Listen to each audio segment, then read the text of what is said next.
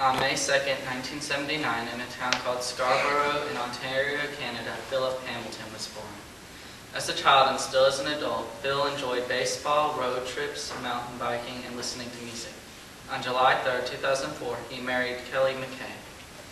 In 2006, Phil and Kelly moved to Newburgh. Here they had their 2 children, Ariana, who's a little older than 2, and Micah, who was born just a few weeks ago.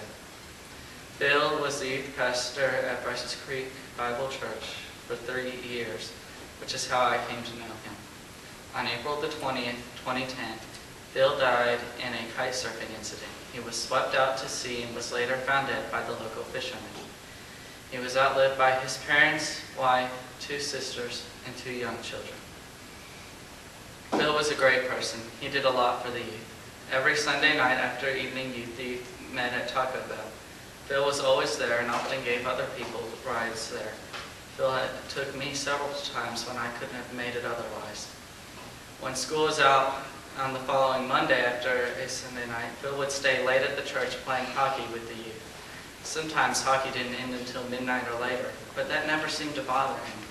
He was always there, and he was always willing to drive people home afterwards. I know that just about all the time I stayed for hockey and to hang out, Phil drove me home.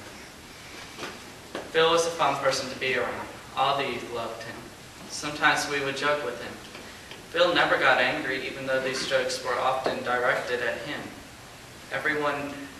He would laugh with everyone else, and everyone knew that they were just jokes. Phil organized a lot of fun events too. He organized 3-on-3 basketball for March Madness and even brought the snacks. As I already mentioned, he organized hockey games when school was out, and he often took us out to play volleyball on Sundays during the evening. He organized a film competition on the theme of grace, which was a blast. If anyone stopped laughing while they were off camera, I didn't see it. Then he organized a party to watch the videos we made and eat snacks. In all of this, he did have the help of the student ministry team, a group of youth who helped to brainstorm and set up the events the youth could do, but Phil was the driving force. Phil was a great listener. If you ever had a problem or just needed to rant about something, he was always there to listen. He was also good with answering questions. If you asked him something and he didn't know the answer, he would tell you that he didn't know, but that he would look into it. And unlike a lot of people, he actually would look into it. He would have an answer for you at least by the next week, if not by the next few days. I don't think a single person who had a question for him ever went without an answer. Now that we have come to the end of this eulogy, I have a surprise for everyone. Phil Hamilton is not dead.